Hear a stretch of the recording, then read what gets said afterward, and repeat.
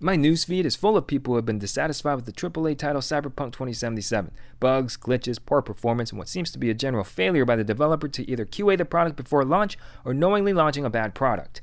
PlayStation's offering people full refunds and has removed the game from their PlayStation Store altogether. It's rumored Microsoft might do the same. There's a shining, redeeming light in all of this drama, and the name of that light is Stadia. Luckily, I happen to avoid most of the launch download performance glitches just by using Stadia. I was able to play immediately on launch day and had a lot of fun while others were waiting for their massive downloads to finish.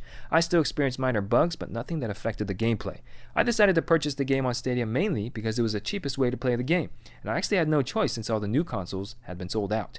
If you've never heard of Stadia, it's a cloud-based gaming service from Google. Cloud-based means you can play from your browser or from the Stadia app on your phone or tablet. Sounds weird and impossible at first, but it does work and works well. Seems there would be too much lag between the controller inputs and what you see in the game, but using a Bluetooth connected Xbox controller or the keyboard and mouse, it's very playable. There's also a Stadia controller that connects directly via Wi-Fi that should improve lag even more, but like I said, it hasn't been a problem. And if you don't have any of these things, you can just use on-screen controls. Because you stream the game over the internet, it provides some unique benefits. For example, you can use old computers or old phones and tablets you've had lying around and play console-level games in 4K and 60 frames per second. As long as you can use Chrome or install the Stadia app, you can play Stadia. In fact, I bought a $50 Android tablet to test this out, and it works awesome. Oh, and as of yesterday, you can also play in the Safari browser on iPhone and iPads. It also means you can play anywhere with internet without lugging around the big console, a relative's house for the holidays, coffee shop, while you wait in the car, and at work, though I don't really recommend that. There are a few gotchas with incompatible Android tablets and computers, but mostly it's because they're really old. Check the link in the comments for more details.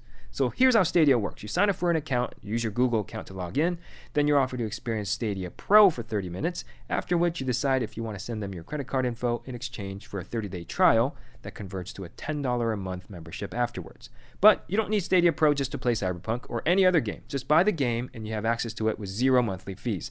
Play it anytime you want. No console needed. Like I said, it's the cheapest way to play the game. So, is Pro worth it? Well, what you get with Pro is 4K resolution instead of 1080p. 5.1 surround sound instead of just stereo sound, and select free games you can claim every month, as well as discounts on games as a Pro member. So if those things are important to you, then sure, I'm completely fine with 1080p and stereo sound myself, so I'll stick with the free membership. Depending fully on the internet has its downsides, as you may have guessed. You don't need the fastest connection in the world, but it does need to be stable. There are some dead Wi-Fi spots in my house where the game got real choppy and unplayable. You need at least 10 megabits per second to play and at least 35 for 4K. Game streaming will also eat up your data. If you have a data cap with your internet service provider, it could make a big dent if you game a lot.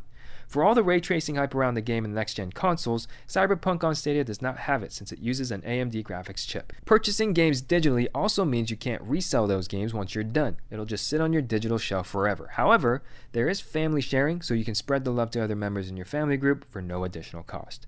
Lastly, Stadia is not the only game streaming option in town. Amazon's launched Luna, Xbox has Game Pass, there's GeForce Now by Nvidia, Steam has one, there's Vortex, and PlayStation Now. Although Cyberpunk's really only on Stadia at the moment. I haven't played any of these other services, but I have been impressed with Stadia, and $0 a month is pretty appealing to me. This has been a quick review of Cyberpunk on Stadia. If you don't got time for lengthy tech reviews, subscribe and catch future videos and yada yada yada. Catch you in the next one.